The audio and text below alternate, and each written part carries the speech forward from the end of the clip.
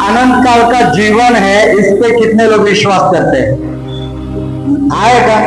काही लोकांना माहित नाही, मेल्यावर तुम्ही बघितले म्हणजे तुम्ही डन करून टाकलंय, मतलब फिक्स करके रखा है कि आप क्या होने वाले हो, क्या होना है तुम्ही। हाँ, जिसने ठान लिया कि हमें एक दिन मरना है, उसको अनंत काल का जीवन, क्योंकि वो अनंत काल पे विश्वास ही नहीं करता, वो मरने पे विश्वास करता है। किस पे विश्वास करता है? तो भाई तू मरने पे विश्वास करता है तो तू क्या होने वाला है? मरने वाला है। लेकिन यदि तू जीवन पे विश्वास करता है, अनंत काल के जीवन पे विश्वास करता है, तो तू मरने वाला नहीं, तू सोने वाला है। और सोए हुए लोग फिर से क्या हो जाते हैं? हाँ, उठते हैं, नींद से उठते जाग जाते हैं। लेकिन जो मरा है वो कभी नहीं। और वचन को ध्यान से समझना, आज के वचन को आप समझ गए तो आपके लिए फायदेमंद रहेगा, एक विश्वास आपका बढ़ेगा कि एक्चुअल में परमेश्वर का प्लान क्या है, परमेश्वर की योजना क्या है मनुष्य को लेकर। तो लूसीफर की टीम क्या थी? आराधक थी, वो आराधना करते थे। फिर उसने परमेश्वर के विरोध अपने सिंहासन को बढ़ाने की कोशिश किया। उसने वैसे मन में सोचा कि मैं मेरा सिंहासन परमेश्वर के सिंहासन से ऊंचा करूंगा, और परमेश्वर ने उसको निकाल दिया। ये सारा घटना हमको मालूम है। तो वहां पर स्वर्ग में आराधना टीम की जगह क्या हो गई? खाली हो गई, अभी कोई आराधना करने के लिए नहीं है। तो परमेश्वर ने आराधना करने के लिए मनुष्य को बनाया, आराधना करने के लिए बनाया ताकि मनुष्य जो है परमेश्वर की आराधना करे। क्योंकि लूसीफर की टीम जो आराधना करने वाली थी, अभी वो स्वर्ग में नहीं है, परमेश्वर ने उनको निकाल दिया है। हालेलुया। जब परमेश्वर ने सारे सृष्टि को बनाया और लिखा है कि उसने देखा, जब उसने देखा तो क्या पाया?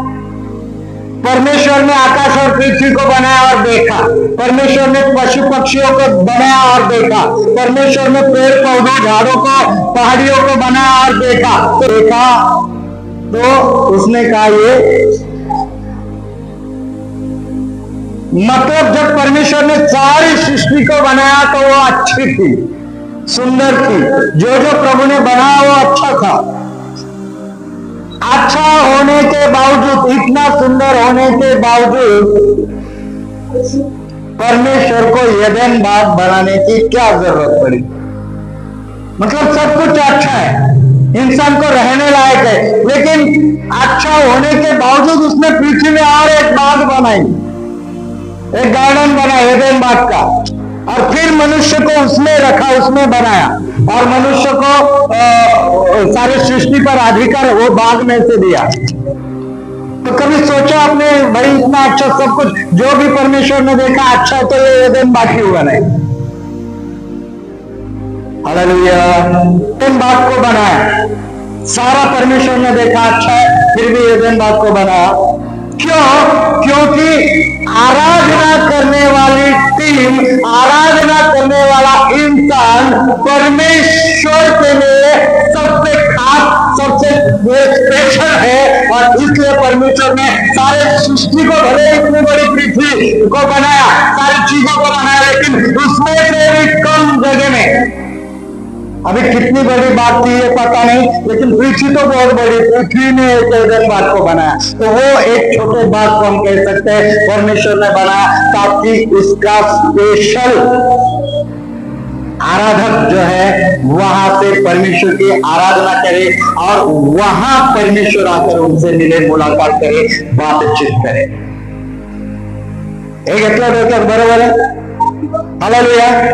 तो स्पेशल जगह पे परमेश्वर ने आराधक को रखा, स्पेशल जगह पे परमेश्वर उनको मिलने आता था। अब इंसान पाप में चला गया, फिर से वो एदेन बाग बगीचे से उसको बाहर निकाल दिया गया। वो टाइम में परमेश्वर की आराधना करने के लिए फिर से सही इंसान नहीं रहा, फिर इंसान भटक गया, और परमेश्वर के योजना के तहत भविष्यवक्ताओं के द्वारा परमेश्वर ने लोगों से बात कर कर प्रभु का भय मानने वाले, परमेश्वर को चाहने वालों को परमेश्वर ने चुना और परमेश्वर ने उनके द्वारा बातचीत करना शुरू की। और फिर यीशु मसीह के आने का मतलब स्वर्गीय परमेश्वर जो है इंसान के रूप में आकर इस धरती पर रहने का प्लान परमेश्वर ने बनाया। हालेलुया। अब फिर से यीशु मसीह ने कहा कि मैं क्या करूंगा, आऊंगा, है ना गीत का, अपने दुल्हन को लेने राजा यीशु आएगा। ऐकलं का गीत, अपने दुल्हन को लेने यीशु आएगा। और यीशु मसीह का वादा, उसने लिखा कि जैसा तुम मुझे जाते हुए देख रहे हो वैसे मुझे आते हुए भी देखोगे। और वो अपने दुल्हन यानी अपनी कलीसिया को लेने आने वाला है, कलीसिया को लेने वाला आने वाला है। प्रभु के लोगों को, जो उसके लोग है, जो उद्धार पाए हुए लोग है, उनको लेके आने वाला है, ना कि सारे संसार को। सारे संसार को लेने आने वाला लिखा गया बाइबल में। वो अपने दुल्हन, अपने लोगों को लेने आने वाला मतलब उसके पास, उसकी नजर में एक गिनी चुनी टीम है, एक गिने चुने संख्या है। कुछ लोग हैं जो गिने चुने हैं, जो उसके साथ उठा लिए जाएंगे। इतनी बड़ी सृष्टि में कुछ गिने चुने लोग, मतलब सारे धरती से उठा ले जाएंगे, लेकिन सभी धरतीवासी प्रभु में है क्या? सभी लोग उद्धार पाए हुए क्या? नहीं, सभी लोग, कुछ लोग प्रभु को आशीष लेके छोड़ दिए, काही लोकांनी विसरून गेले, काही लोकांनी मतलब धर्मांतर समझ के प्रभु का इनकार किया, गलत गलत इल्जाम प्रभु के नाम पे लगा दे, अपने अपने तरीके से लोग चले गए, तो उन लोग उठा लिए नहीं जाएंगे। तो जो प्रभु में शुरू से लेकर अंत तक बना रहेगा, जो अपने उद्धार को थामे रहेगा, जो प्रभु का भय मानते हुए अंत तक टिका रहेगा, जो कलीसिया से जुड़ा हुआ रहेगा, जो रेगुलर प्रभु की आराधना करने वाला होगा, उसको प्रभु यीशु जब बादलों पर आएगा तब ये सारे लोगों को क्या करेगा? उठा लेगा और 7 साल के लिए स्वर्ग यानी परमेश्वर के मेन जो स्वर्ग है, जहां पर परमेश्वर अपने सिंहासन पर विराजमान होता है, वहां पर उनको रखेगा। कितने साल? 7 साल। अब 7 साल के बाद फिर से परमेश्वर नई सृष्टि बनाने वाला है, नया आकाश, नई पृथ्वी। मतलब जैसे पृथ्वी को पहले परमेश्वर ने बनाया, वैसे ही फिर से सारी सृष्टि को, लेकिन नहीं होगी, क्योंकि उसमें पापी लोग फिर से क्योंकि पापी लोग मर चुके होंगे। क्या म्हणजे सगळ्या घटनेमध्ये 7 वर्षामध्ये जेवढे पापी लोक, म्हणजे देवाचा विरोध केलेले लोक, देवापासून दूर गेलेले लोक, देवाला विसरलेले लोक, देवाच्या लोकांना त्रास दिलेले, छळलेले लोक, असे सर्व लोक या 7 वर्षामध्ये पृथ्वीवरून पूर्ण काय होणार? नाश होणार। अधोलोकात त्यांची एंट्री होणार।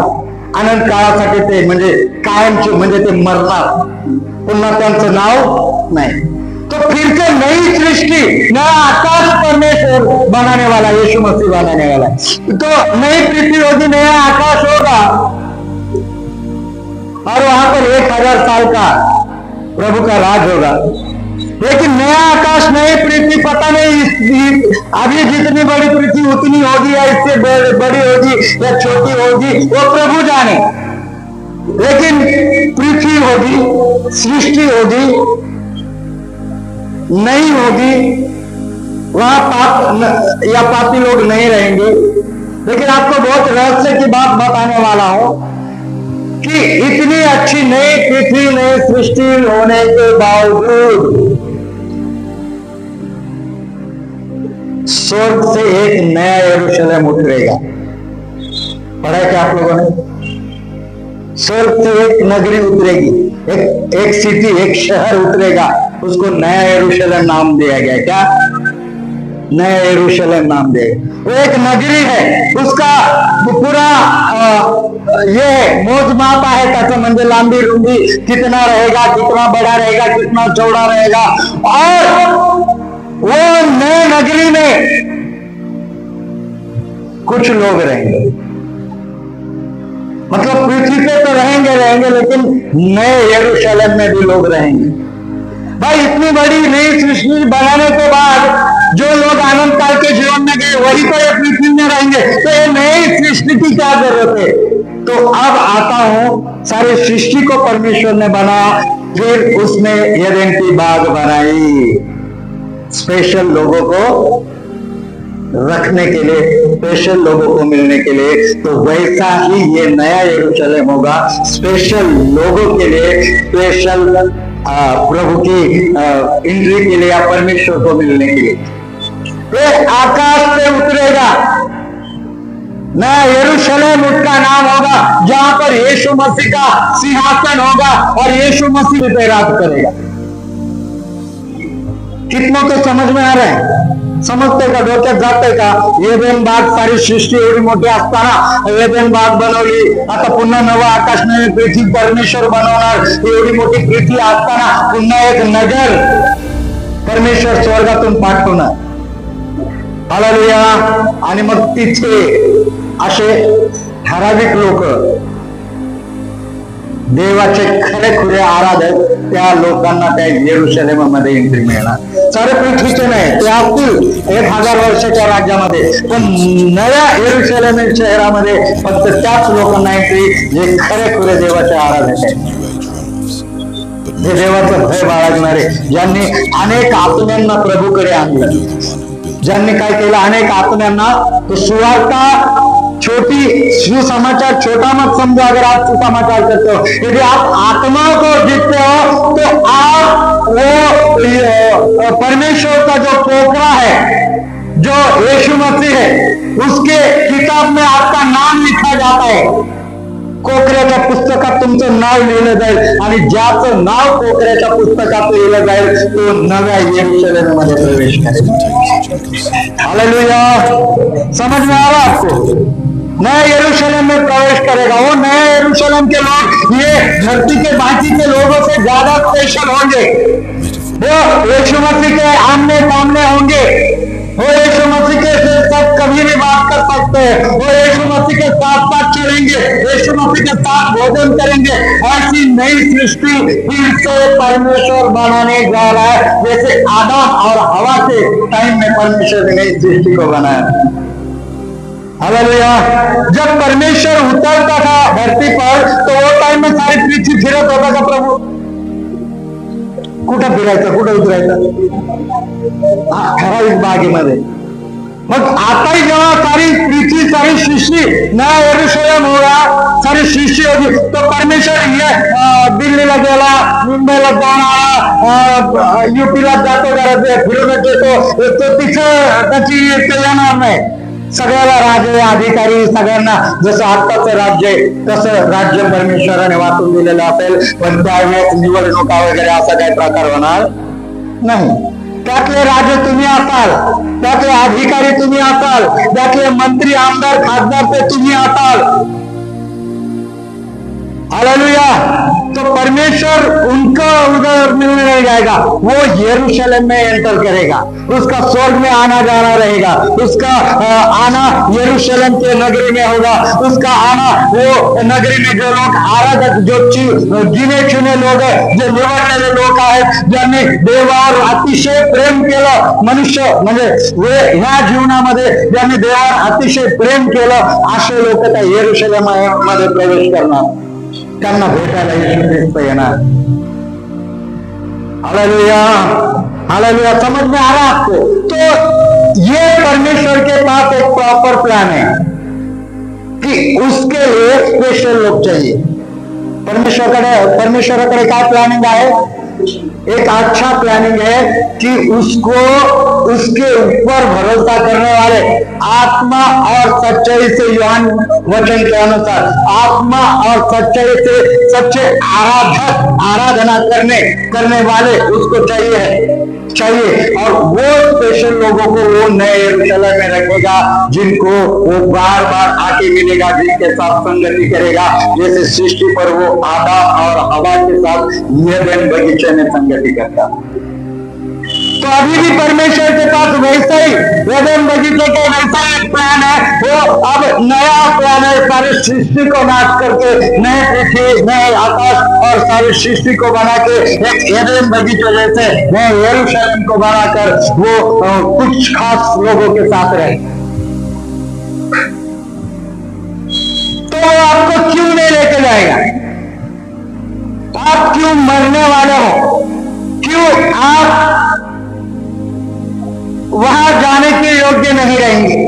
क्यों आप परमेश्वर को स्पेशल उसके साथ मीटिंग नहीं करेंगे? क्यों आप उससे दूर रहेंगे? क्योंकि आपने आपके जीवन में ठान लिया कि 10, 20, 30, 40, 50, 60, 80 साल बाद में क्या होने वाला हूं? मरने वाला हूं। अगर आपने मरना तय कर लिया है, माइंड कर लिया, फिक्स कर लिया कि आपको 80 के 100 की उम्र में मरना है, तो भाई आप मरने जा रहे हो। आपका फिर से नए पृथ्वी, नए यरूशलेम में कोई नामो निशान, कोई आपको याद तक नहीं करेगा, ऐसा बाइबल में लिखा है। तो आपको ये सोचना है, आपको इन बातों पे गौर करना है कि आने वाले परमेश्वर के फ्यूचर प्लानिंग में क्या मेरा कोई योगदान या मेरा कोई हिस्सा है?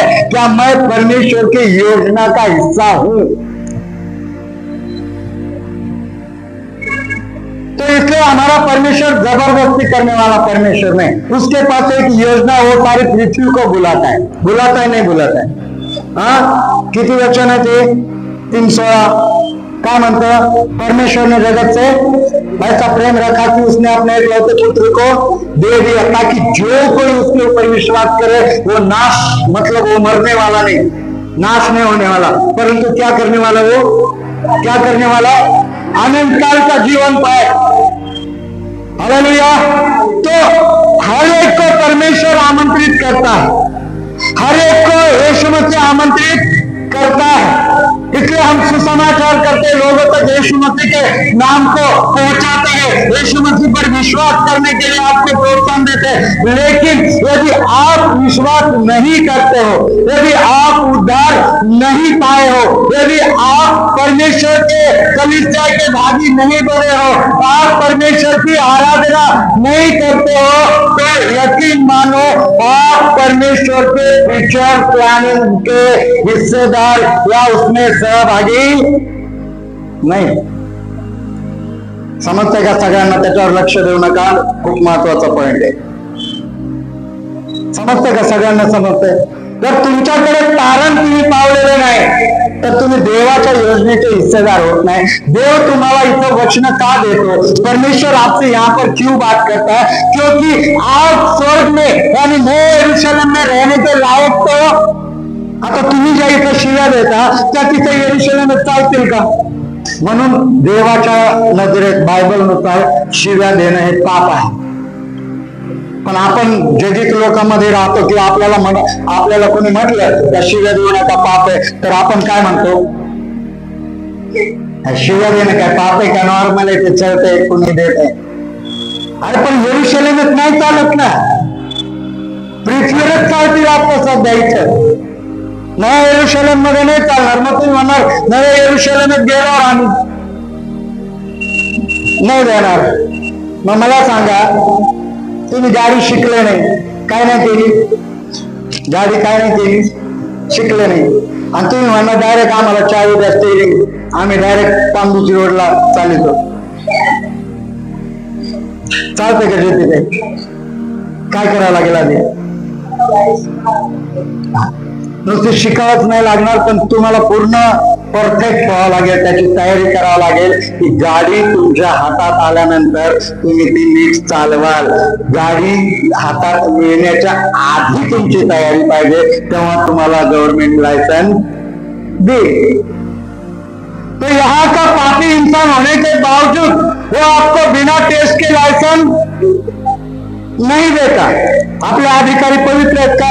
आपल्या देशातले अधिकारी एकदम पवित्र आहेत का? असे छान,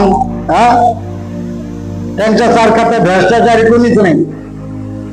पण त्यांच्याकडून तुम्हाला गाडी चालवायचं लायसन मिळायला काय लागतं? परमिशन लागतं, त्यांची सही लागते. त्याच्याशिवाय तुम्ही गाडी देखील चालू शकत नाही. अरे मूर्खांनो, येरुशलेमेत जायचंय. कुठे जायचंय? कुठले स्वप्न बघतो आपण?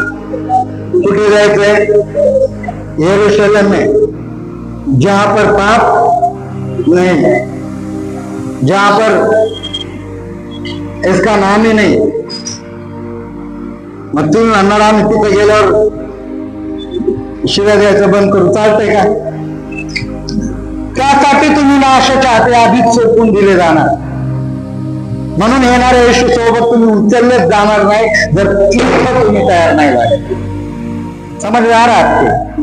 जर इथं तयार नाही झाले तर येणारे येशू बरोबर उचललेच जाणार नाही. कारण त्याच्या नजरेत, परमेश्वर की नजर में आप रिजेक्ट किए गए हो. यरूशलेम या नए सृष्टि में प्रवेश करने के लिए रिजेक्ट केलेले तुम्ही आहात. हे फक्त मी उदाहरण दिलं शिवायचं. पण कोणतंही पाप घ्या जे बायबल अनुसार आहे, जे बायबलच्या वचनाला किंवा परमेश्वराला आवडत नाही, ते प्रत्येक पाप जर आमच्यामध्ये आहे तर आम्ही देवाच्या राज्यात किंवा येणाऱ्या येशू ख्रिस्ता सोबत उचलले जाणार नाही, रिजेक्ट केले जाणार. परमेश्वर के पास एक प्रॉपर प्लानिंग है. तो परमेश्वर आपको सिर्फ प्रभु के पास आने के बाद आपको बीमारी की चंदा करने के लिए नहीं आया. वो परमेश्वर सिर्फ आपको आशीष देने के लिए नहीं आया या फिर किसी तो भगवान के ऊपर विश्वास करना, देव पूजा करायला पाहिजे म्हणून त्या करणाऱ्यापैकी हा येशू ख्रिस्त नाही. त्या येशू ख्रिस्ताकडे पुढील भविष्यासाठी एक प्रॉपर प्लॅन आहे, जो त्याचे खरेखुरे, जे त्याचे खरेखुरे आराधक आहेत त्यांना घेऊन त्याला पुन्हा पुढे नवी सृष्टी, नवे यरूशलेम, नवं स्वर्गीय राज्य, नवा काय म्हणू आपण त्याला, एक नवीन संसाराची सुरुवात त्या ख्रिस्ताला करायची. त्या संसाराच्या फ्युचरच्या संसारामध्ये इन्व्हॉल्व होण्यासाठी, त्याचे सहभागीदार होण्यासाठी, त्या देवासोबत चालण्यासाठी प्रभू त्याच्या मंडळीमध्ये त्याच्या वचनाद्वारे आम्हाला शुद्ध आणि पवित्र करतो. नीट समजून घ्या हा विषय, नीट समजून घ्या.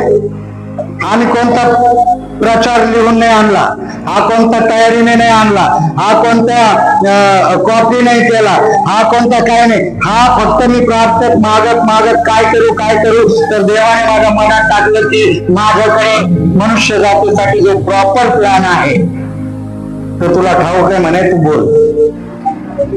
समज में आ रहा तो हालेलुया. म्हणून हवे उड़ने का विषय नहीं, काल्पनिक विषय नहीं है. हमारा जो यीशु मसीह है वो कल्पनाओं का भगवान नहीं, कल्पनाओं में या कहानियों का भगवान नहीं है. वो प्रॉपर प्लान के साथ चलने वाला परमेश्वर है और उसके पास एक ही प्लान है कि आने वाले फ्यूचर में उसके राज्य के लोग, उसकी कलीसिया के लोग उसके राज्य में सहभागी हो, उसके साथ जुड़कर आगे के शिष्य में वो प्रवेश करें. तुम्हाला जर तुमच्या डोक्यात तसं काय नसेल ना, मी आता सांगतो, चर्च सोडून द्यायचं, बायबल फेकून द्यायचं आणि काहीच नाही करायचं. कारण नरकात जायला काय करायची गरज, अधोलोकात जायला काय करायची गरज. फक्त चर्चला येणं बंद करायचं, काम धंदा करायचा, आयुष करायची. फक्त डोक्यातून हे काढून टाकायचं की आम्ही येणाऱ्या येशू ख्रिस्ताच्या राज्यात आमचा काही सहभाग. एकदा मनाला हे पटलं का मग ते तुम्ही करा. Hallelujah, hallelujah. समजतंय का? परमेश्वराकडे एक प्रॉपर प्लॅन आहे आणि त्या प्लॅन मध्ये सहभागी होण्यासाठी येशू ख्रिस्त तुम्हाला आणि मला बोलवतो. एवढंच एक काय देवाची योजना आहे. त्याच्या पलीकडे जाऊन परमेश्वर हवे फेकणारा किंवा खोट्या लबाड्या किंवा काय करणारा असा देव नाही. म्हणून आम्ही पाहतो की आम्ही छोटी प्रार्थना केली तरी तो देव आमची प्रार्थना ऐकतो का नाही ऐकत. इथे तुम्ही आहात की नाही ज्यांनी प्रार्थना देवाकडे केली आणि देवाने त्यांच्या प्रार्थनेचं उत्तर दिलंय का नाही दिलंय तुम्हाला. का तुम्ही आशा घेऊन बसता टाइमपासला आहे का कोणी. प्रॉपर परमेश्वर हमका प्रार्थना को उत्तर देना परमेश्वर है. प्रभु हमारे प्रार्थना को उत्तर देने वाला खुदा है और वो अनुभव लेके आज हम यहाँ पर बैठे. तो जब आप ये विश्वास करते हो कि प्रभु मेरे प्रार्थना का उत्तर देता है तो ये भी विश्वास करो कि हमारे आने वाले यीशु मसीह के पास एक नए सृष्टि का क्या है प्लान है और वो सृष्टि में रहने के लिए प्रभु आपको और मुझे आमंत्रित करता है. प्रिय लोक, चंद्रावर जाणारे जे लोक आहेत किंवा एखाद्या ग्रहावर जे जाणारे लोक आहेत त्यांना असं कोणत्याही चिन्ह गोव्याला उचलून म्हणत नाही आता तू रॉकेट मध्ये बस, आता चंद्रावर जायचं सफर निघाले म्हणून. कोणाला देतात का पाठवून. विदेशामध्ये एक मुलगी आहे, तिचं नाव येत नाही मला, इंग्लिश काय नाव असेल वाकडं तिकडे. ती तरुण मुलगी 21 का 22 वर्षाची आणि तिला मंगळ ग्रहावर जायचं. कुठे जायचंय. आणि तिने स्वतःला देऊन टाकलं त्या मंगळ ग्रहासाठी. साईन वगैरे केलं गव्हर्नमेंटद्वारे. सगळं प्रॉपर जे पेपर वर्क असायला पाहिजे ते तुम्हाला युट्यूबला वगैरे भेटून जाईल बघा ती. तर तिने स्वतःला देऊन टाकलं म्हणजे तिचं डन झालं मंगळ ग्रहावर जायचं. आणि तिला असं येऊन द्यायचंय आता एकदा तू मंगळ ग्रहावर गेली तर परत तुला रिटर्न वापसी. आता ती एकटी जाऊन राहणार मंगळ ग्रहावर. ठीक आहे, आता ती मरेल काय होईल पण मंगळ ग्रहाचं वातावरण आता तिला इथे काय केलंय. ते वातावरण मंगळ ग्रहावर जे वातावरण आहे ते वातावरण इथं पृथ्वीवर ह्या सायंटिस्ट लोकांनी काय केलंय क्रिएट केलंय आणि त्यामध्ये तिला मंगळ ग्रहावर राहण्याची प्रॅक्टिस देत आहे. ती जाणार आहे 2030 मध्ये. किती मध्ये. 2030 मध्ये ती मंगळ ग्रहावर जाणार आहे. आता ती आत्ता का जाऊन लगेच. याच्या आधी कदाचित 2, 4, 5 वर्ष आधी तिला ते साइन केलेलं आहे ना. म्हणजे तो अभी क्यों नहीं जा रही हो. अभी वो उस ग्रह पे जाके अकेले रहने वाले तो वो पता नहीं उसका क्या होने वाला उधर जाके. लेकिन साइंटिस्ट के हिसाब से वहां के लिए जो वातावरण होना चाहिए इंसान को रहने के लिए वो अभी इसको यहाँ पर इससे प्रैक्टिस कर रहा है. इससे वो सारे काम कर रहे हैं जो मंगल ग्रह पर जाके इससे कराने. अभी डायरेक्ट नहीं जा सकती, जाते ही वो मर जाएगी. बात खत्म. आजच्या ब्रह्मांडामध्ये सृष्टीमध्ये तू कुठे जाईल काय माहिती नाही. समजतंय का तुम्हाला.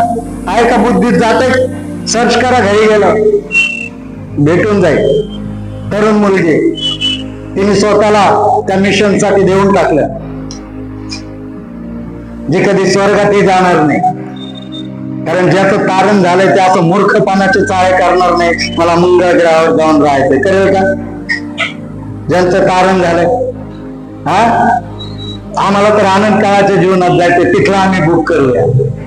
तिथलं रिझर्वेशन आमचं फिक्स करूया. हालेलुया. तो प्रॉपर क्या कर रही है. प्रैक्टिस कर रही है. सराव करत आहे की तिथे राहण्याचा.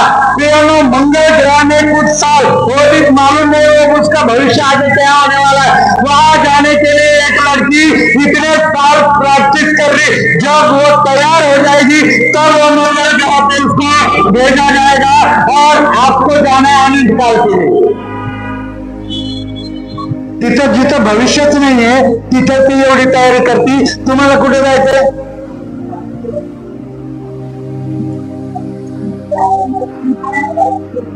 मी मागे एकदा बोललो होतो ते शिकवताना तिथं फक्त मंगळ ग्रहावरच चालली.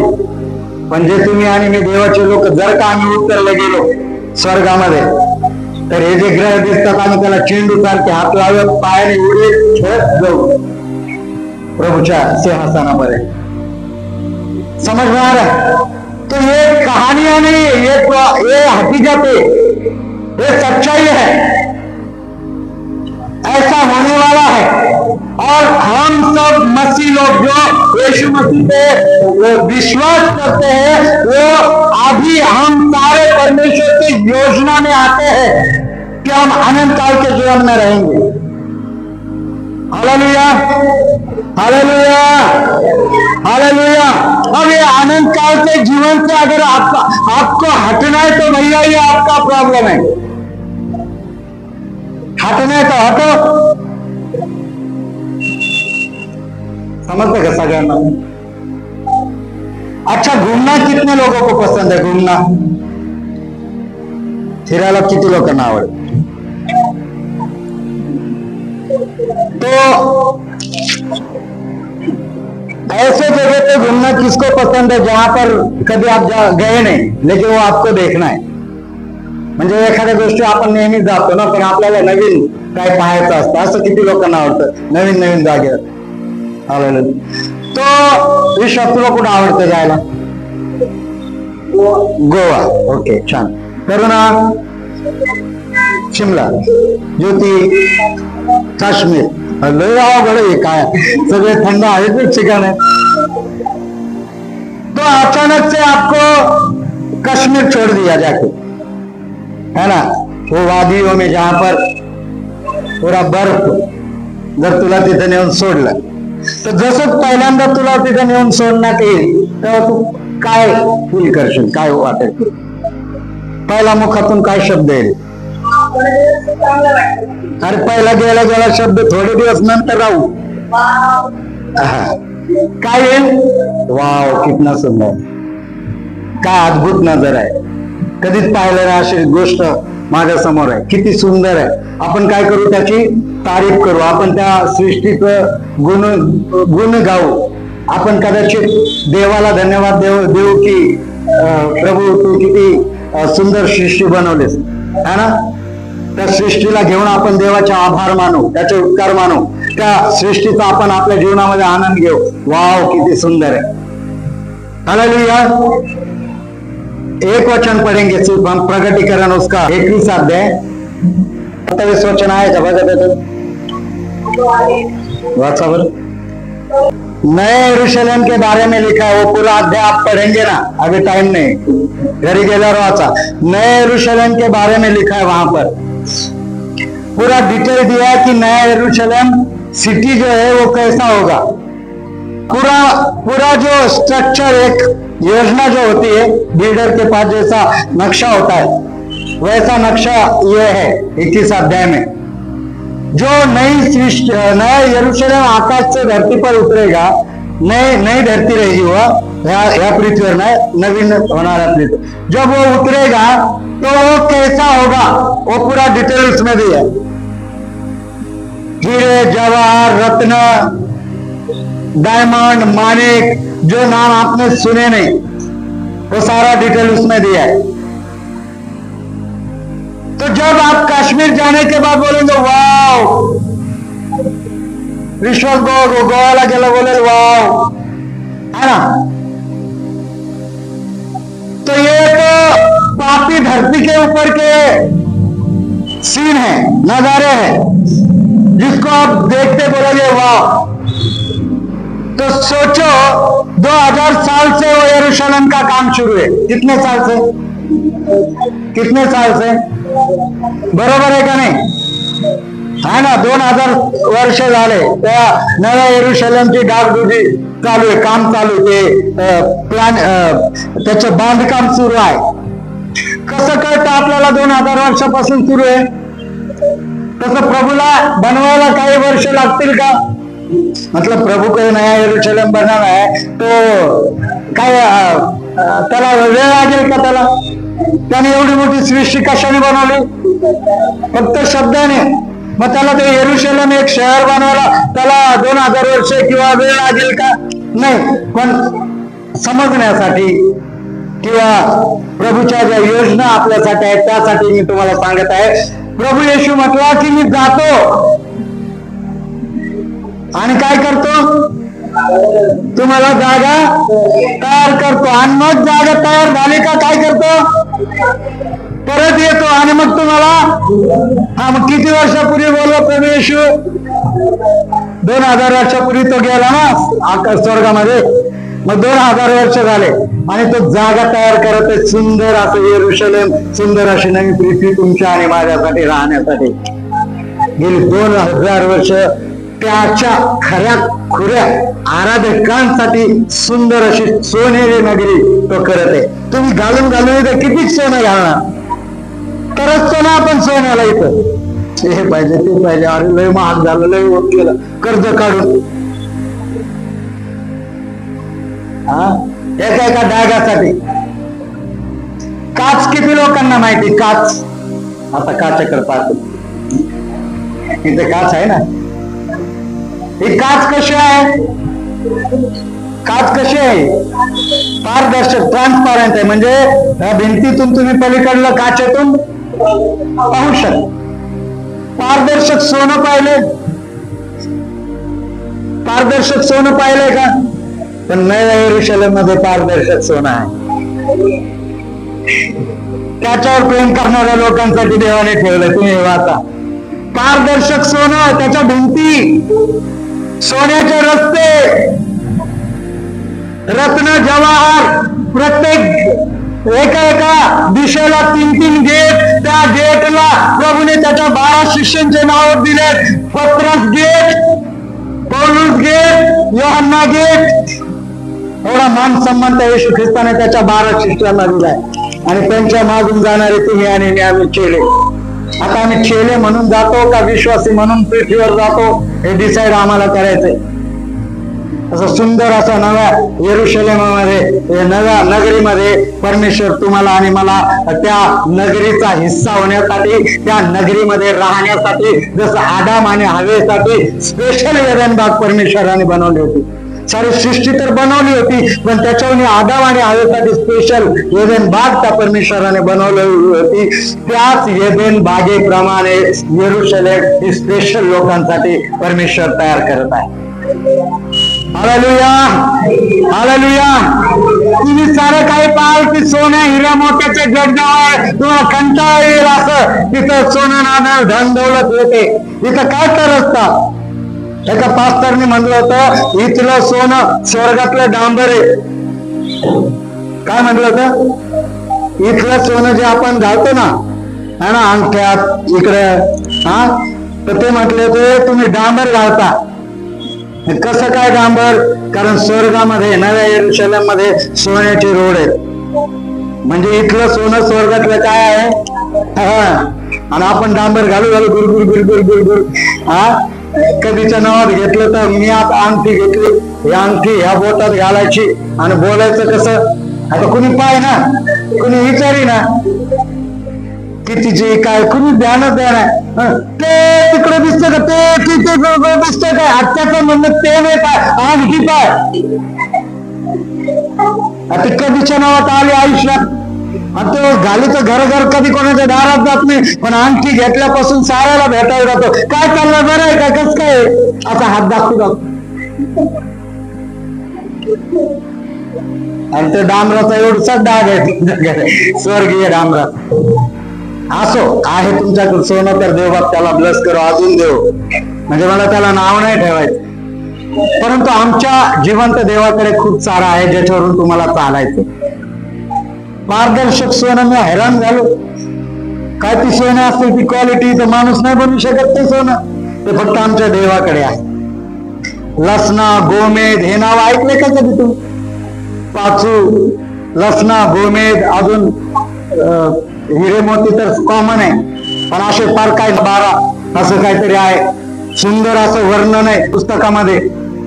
त्या डायमंडचं हे सारं जड जेव्हा कोणाच्या लुसिफरच्या अंगावर होते दागिने, कोणाच्या अंगावर होते, हा, हे सगळे दागिन्याने तो, जर तुम्ही बाइबलचे नाव जे अगर आपने कभी सुना नहीं, आपको मालूम नहीं, लेकिन अगर आपने बाइबल में के डायमंड के काय म्हणू आपण त्याला, म्हणजे त्या दागिन्याचं जर नाव घेऊन जर तुम्ही सोनाराकडे गेले आणि बोलले हे आहे का दाखवा, ते तुमच्याकडे हैराणीने पाहणार, कारण त्याला माहिती हे आहे, पण त्याच्याकडेही विकायला नाही एवढं ते किमती असतात.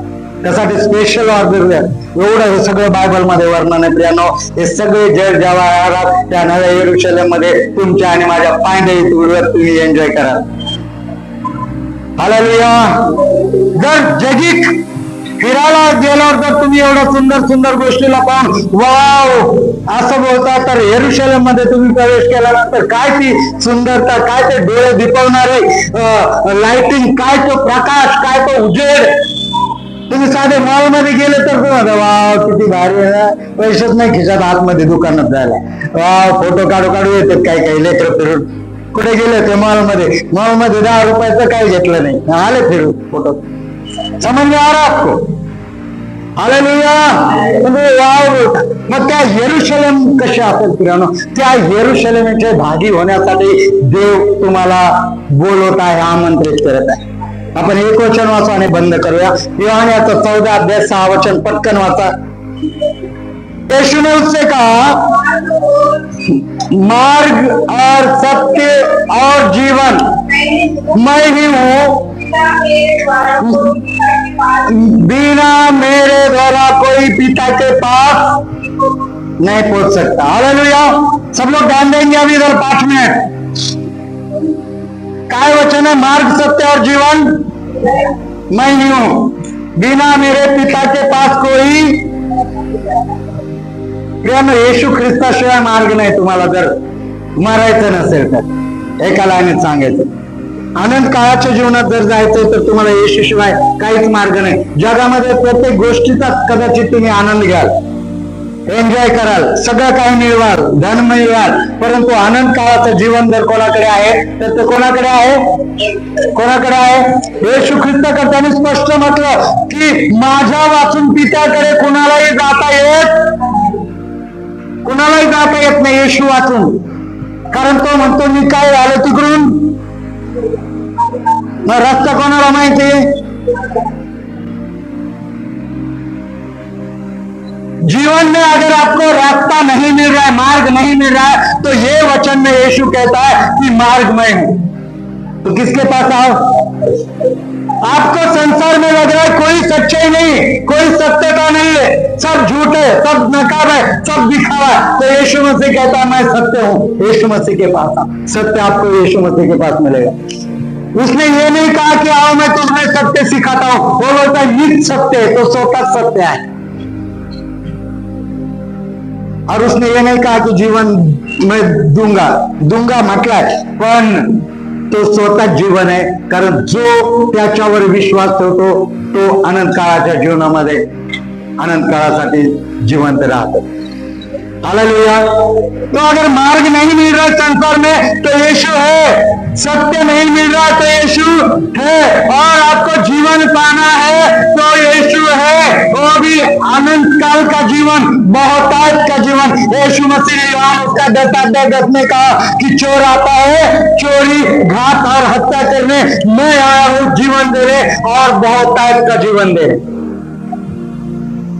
समझते? हालेलुया. वो कहता है माझ्या वाचून पिताकडे कोणाला जाता येत नाही, त्या यरूशलेम मध्ये माझ्या वाचून कोणाला प्रवेश करता येत नाही. त्या पित्या जवळ 7 वर्षासाठी माझ्या वाचून तिथपर्यंत कोणाला पोहोचता येत नाही. त्या अनंत काळामध्ये माझ्या वाचून कोणालाही त्या अनंत काळामध्ये प्रवेश करता येत. घूम फिर के यीशु के अलावा कोई ऑप्शन. अजून जर तुम्हाला हे कोणी बोललं ना जगात येशूला सोडून, है ना, तर मी सेव काय सोडून देत. समझ में आता आपको? ये जो सच्चाई है म्हणजे फक्त चर्च मध्येच मिळणार तुम्हाला, देवाच्याच लोकांकडे, जे प्रभूचे लोक आहेत. त्या प्रभूच्या लोकांना सोडून जगात जर तुम्हाला ही सच्चाई कुठं मिळाली तर मी सेव काय सोडून देत. घूम फिर के यीशु मसीह के पास आना है तो घूमना क्यों है? समझ में आ रहा है आपको? घूम फिर के किधर आना है? हाँ, तो घूमना क्यों है? हाँ, कब घूमो, लेकिन ये निर्णय के साथ जाओ कि मुझे अनंत काल के जीवन में कोई सहभाग नहीं लेना है. मला ते काय अनंत काळाचं जीवन वगैरे नको, मी आत्ताच जगतो आणि मी माझं मरून घेतो. ख्रिस्ती लोकांनी काय म्हणायचं? प्रभू येण्याआधी माझं वय झालं, माझं दिवस जे देवाने दिले ते संपले, तर प्रभू येण्याआधी मी झोपी जाणार, मरणार, म्हणायचं नाही. तर अधोलोकातून कोण त्याची स्तुती करेल, कोण अधोलोकातून त्या वाटाची आठवण करेल, कोण अधोलोकातून त्याची आराधना करेल. म्हणून हे परमेश्वरा, माझा बचाव कर, माझ्या प्राणाची रक्षा कर, माझं तारण कर. हालेलुया. प्रियांनो, स्वतःसाठी ही प्रार्थना करा आणि आपापला परिवार, आपल्या लोकांसाठी प्रार्थना करा. प्रियांनो, तुम्ही जाल आणि तुमचे प्रियजन ह्या आनंद काळाच्या हिस्सेदार नसतील तर किती दुःखद अशी वाईट गोष्ट आहे. हालेलुया. सबके समझ में आया? सबके समझ में. तो परमेश्वर के पास एक प्रॉपर प्लान है, वो ये है कि वो जैसे आदम और हवा को उसने बनाया था, एक आराधना करने के लिए एक प्रॉपर एदन बगीचे में रखा था, वैसे परमेश्वर नए सृष्टि, नए आकाश में एक उसके पास प्लान है. वो नए यरूशलेम को इस धरती पर लाएगा, जिसमें वो उसके स्पेशल लोगों को मिलने के लिए या उसकी आराधना करने के लिए रखेगा. और वो स्पेशल लोगों में मुझे स्पेशल होना है क्या? त्या स्पेशल लोकात तुम्हाला स्पेशल व्हायचंय का? किती लोक म्हणतात, अरे लाजू नका, लाजू नका, जरी नसाल तर व्हा, है ना. म्हणजे वेळ आहे ना आपण जीवन व्यर्थ, मग व्हा, आपण वाटचाल सुरू करू तसं होण्यासाठी, त्या राज्याचे हिस्सेदार होण्यासाठी. व्हायचंय का नाही व्हायचंय? सब लोग कॉन्फिडेंस से अपने हाथों को उठाएंगे. यस प्रभु, बोलो प्रभु, मुझे नए यरूशलेम में तेरी योजना का भागी बनना है. Hallelujah, hallelujah. किती टवटवीत स्माइल छान येते तुम्हाला त्या. इथूनच एवढे खुश होता फक्त तुम्ही बोलून की मला त्याचा भाग, एकदा प्रवेश केल्यावर तुमचं काय होईल. वाव. हालेलुया. देव बाप तुम्हाला ब्लेस करो.